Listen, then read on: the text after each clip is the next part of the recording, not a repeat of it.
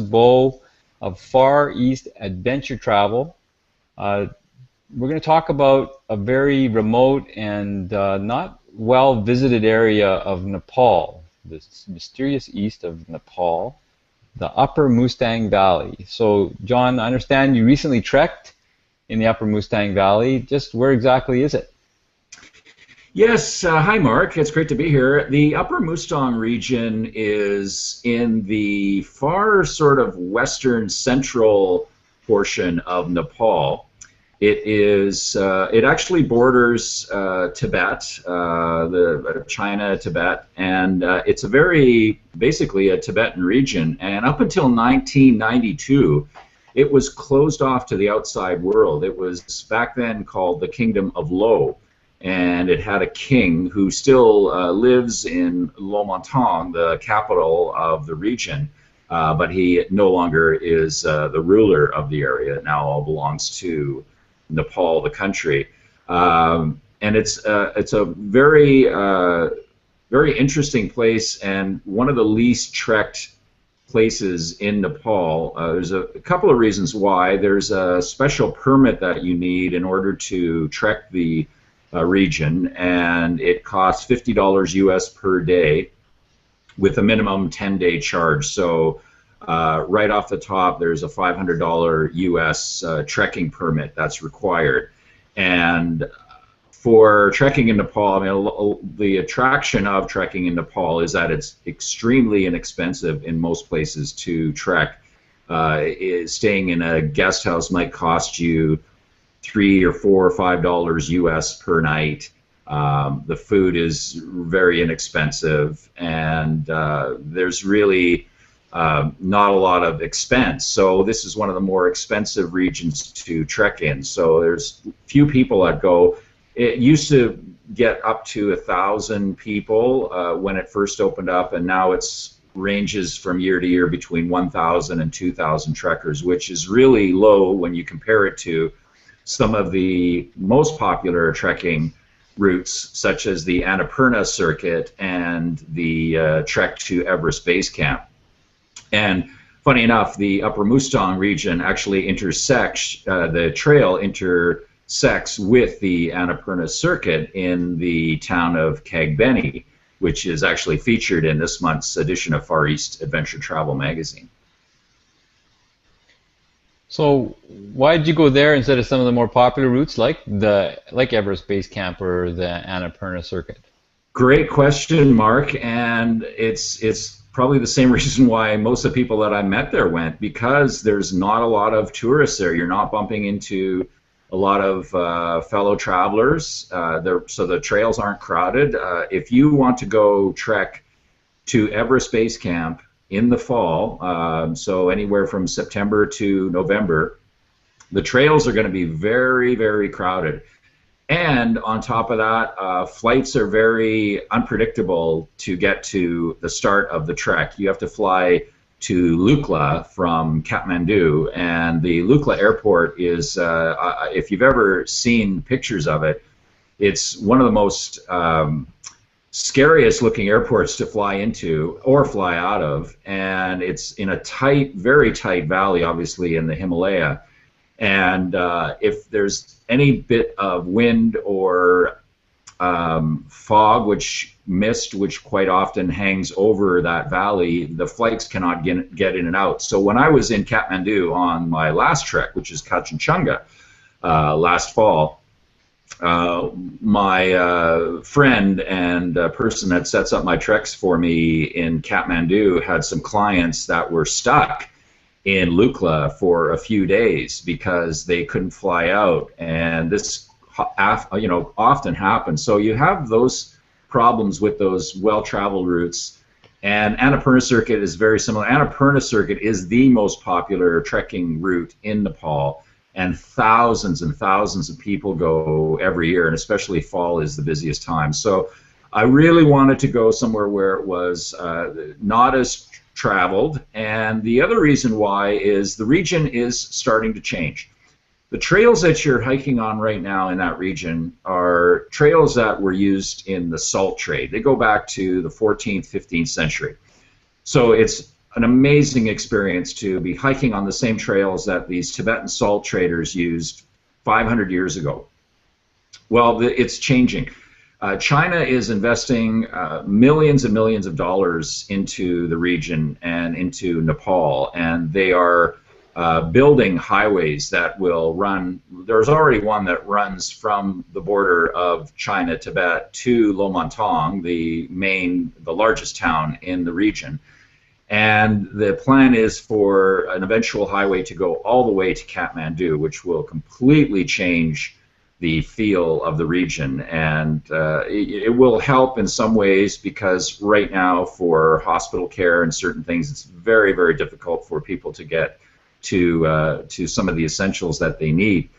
But it will change the look and feel. And I can tell you, I have been to Tibet, so I know what a Tibetan region feels like.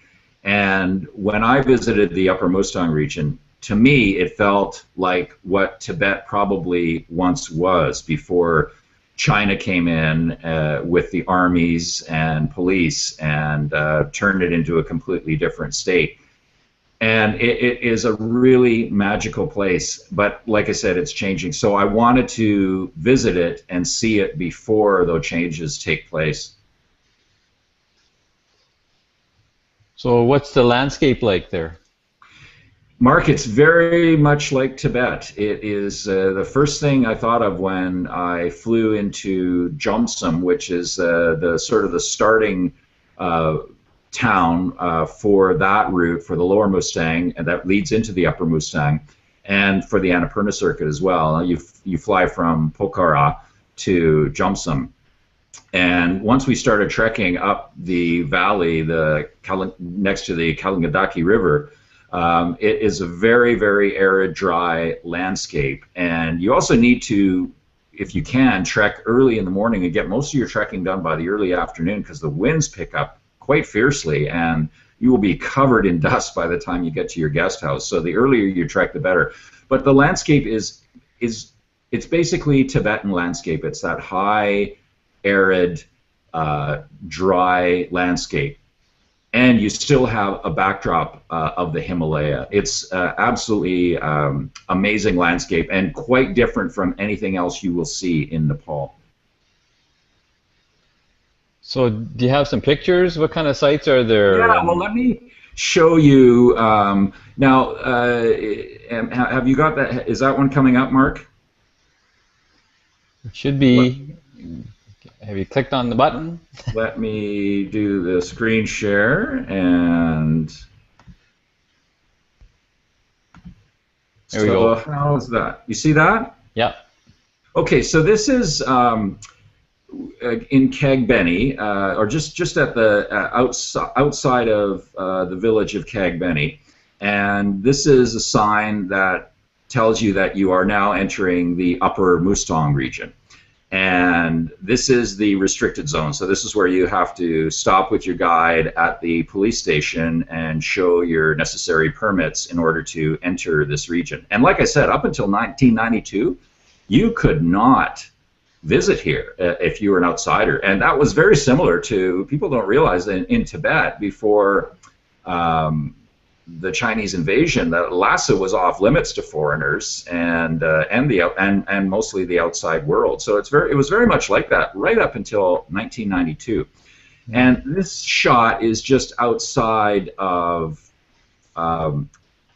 Kagbeni, and so moving north and now right into the Upper Mustang region. So as you can see, it's that very sort of dry desert and high sort of altitude plain. And this is my guide Chandra, and this is very much, when I got here, it very much reminded me of when I was trekking to Everest Base Camp in Tibet and Mount Kailash in the far western region of Tibet as well. Very much like that. And then this shot here is another shot looking back at Kagbeni as you're moving in or out of the town, heading north. And that mountain at the very top here is Nagiri, and Nagiri is over 7,000 meters. It's definitely in the top 20 of peaks in the world, and that sits almost at the foot of Johnson, but you can see it right from Kagbeni, and these are all the crops below that were getting ready to be harvested. A lot of barley and millet is grown there, and a lot of the local people will turn it into a grain alcohol called Roxy that you'll definitely be offered as you trek through the region. And I just wanted to show you one more thing. Kagbeni is featured in this month's Far East Adventure Travel magazine because it's a really interesting town. It has a very obviously Tibetan feel, and there's a monastery there that at one time had 300 monks serving in it. And but it also carries a Bon religion as well, and that's the religion that was practiced in the area before Tibet Buddhism. And so you see all these funny deities around town that are supposed to protect the town, and it's a really interesting little place. And when we were leaving to start heading up to the Upper Mustang region, we came across a little bit of a roadblock. It's a morning traffic jam in Kagbeni. Gridlock.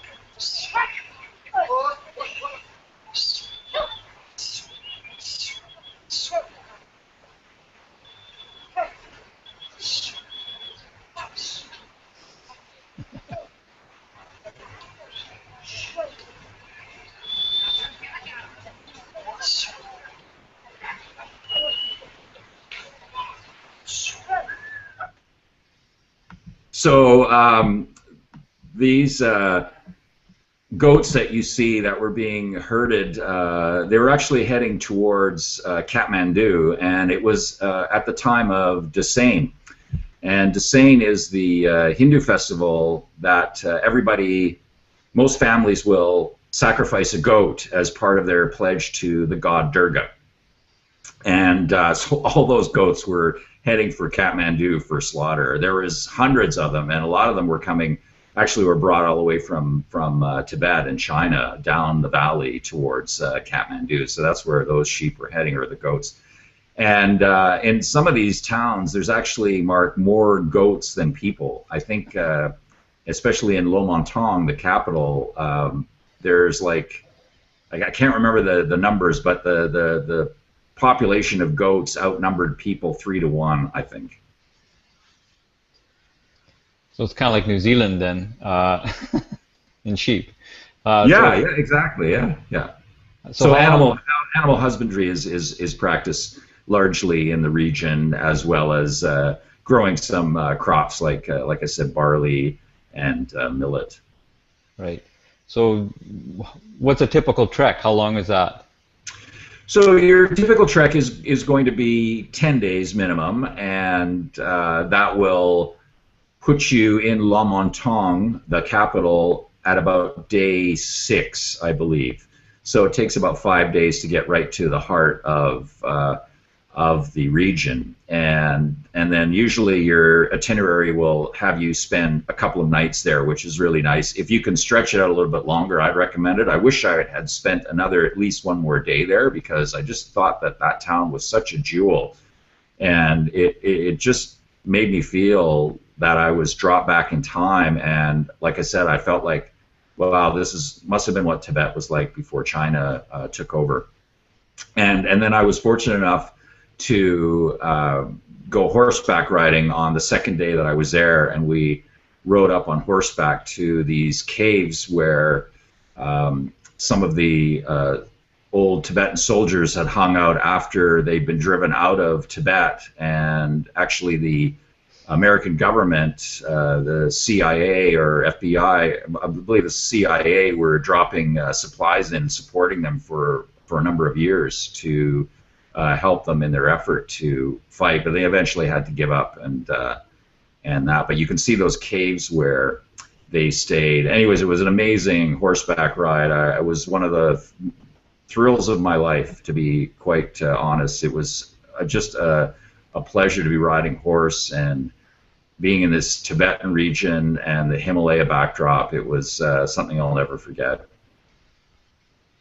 Sounds like a lot of fun. So, what kind of shape do you have to be in? Is it like, what kind of days, or is that, you say 5 days to get to Lomantang? Is that like a couple hour leisurely stroll, or 8 hours No, round slog? no, you do. I mean, on most of these treks in Nepal, you do have to be in good physical shape. You have to be in training, a few months before you start your trek. It really is important to be in really good shape, because you are, there's some days where you're trekking for 8 hours, or sometimes even 9 hours, and you have to be going at a good pace to get to the next town. Otherwise, you're going to be in the middle. You're going to be walking in the middle of the night if you're going too slow. And I saw this with a couple of people, and they were like, they came into the guest house about 8:30 or 9 o'clock at night. Well, it's crazy to be hiking that late at night, and it gets very cold. As soon as the sun drops there, the temperature drops severely. So you want to be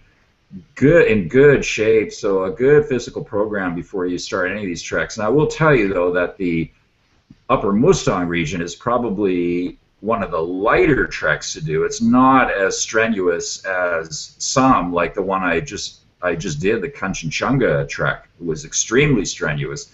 So it's not anything like that, but you do have to be in really good shape, and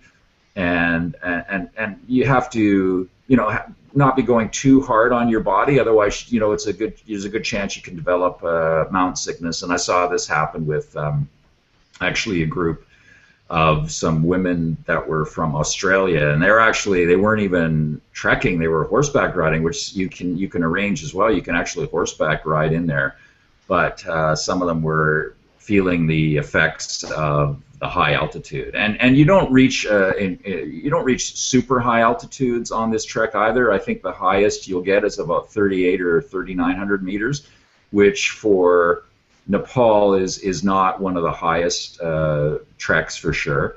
But you absolutely have to be in good shape and be out hiking, hiking or doing some fairly strong aerobic exercise 3 or 4 times a week for a good lengths of period before you go. I mean, hiking, I always recommend, is the best thing to do. And before you go, you need to be comfortable on your feet for 6 to 8 hours. So you need to be, and you don't have to do that 3 times a week, but you need to be at a point where you're comfortable. Because it's not just a physical game, it's a mental game as well. And if you've been walking for 5 hours and you're feeling defeated and tired, mentally, it's really hard physically to keep going on.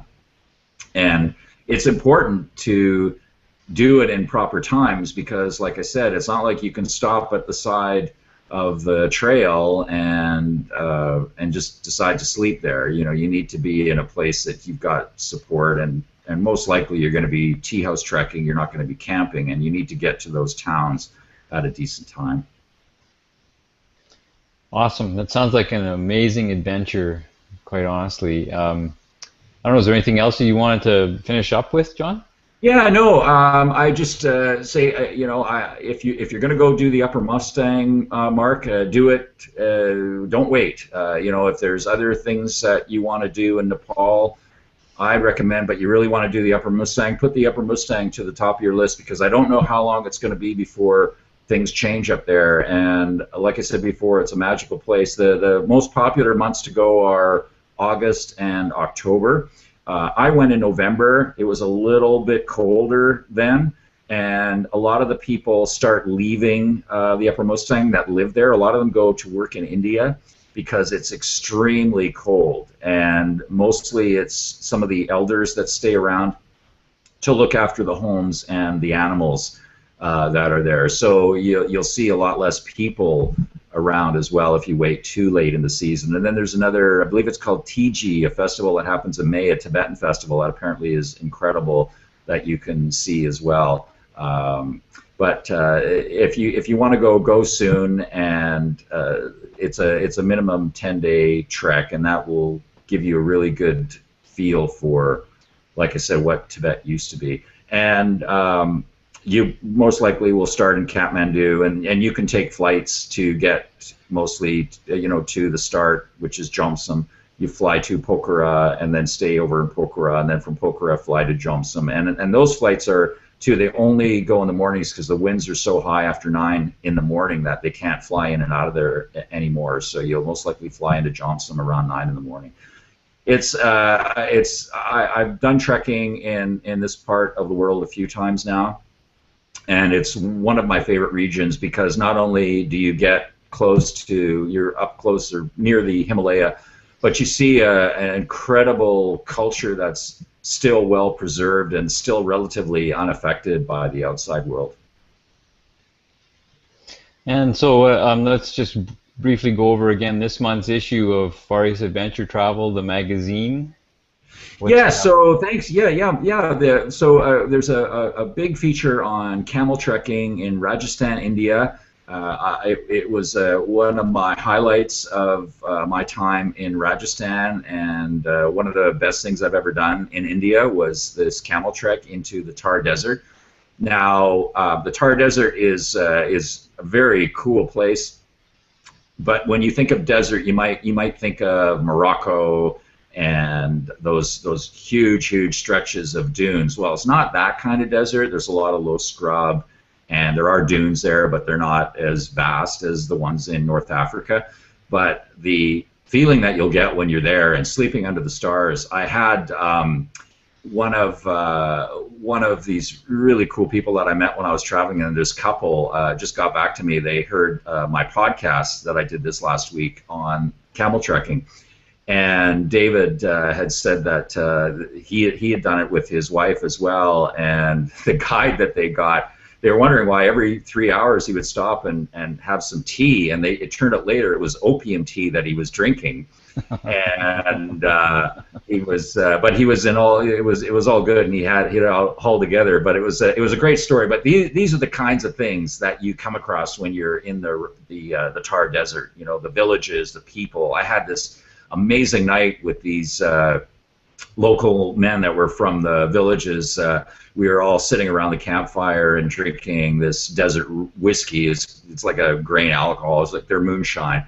And laughing and joking, and the next morning some of them came back and they had chai, and my guide was sawing plastic bottles, the bottoms of plastic water bottles off to make chai cups, and we're all sitting around this campfire in the morning having chai together. These are just experiences that you just won't get anywhere else, and it was stuff that I just walked away with that I said those memories will live inside me for the rest of my life. So the feature story is about that, with pictures and video.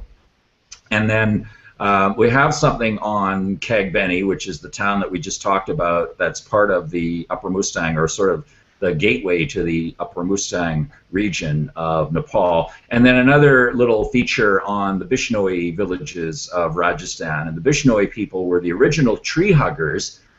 That's where the phrase basically came from. These people were nature lovers centuries ago, and they were trying to protect some trees in their habitat, and the Maharaja of the area had ordered them to be cut down for something that he wanted to build, and these people were basically hugging these trees as they were being executed by the Maharaja's men. It was a terrible, terrible sacrifice that they made. But eventually the word had gotten back to the Maharaja, and he admitted that it was a big mistake, and from then on he had declared that all of the lands within the Bishnoi villages were off limits to any sort of harvesting or hunting or poaching. So this is where the original tree hugger saying came from, is these people. So you can go meet these people in their village and walk around, see some wildlife. And so we've got some pictures of that in the latest issue of Far East Adventure Travel magazine. Also, don't forget, the podcast is also available on iTunes. Just search Far East Adventure Travel. And if you go to fareastadventuretravel.com, you can sign up for the Far East Adventure Travel newsletter. And this month, it's 5 great tips for using your smartphone on your next big adventure. And that's all on fareastadventuretravel.com. Thanks a lot, John. We'll let you go. Next week, we'll travel somewhere else in the world. Sounds great, Mark. Look forward to it. Thanks. Take care. Namaste. Bye.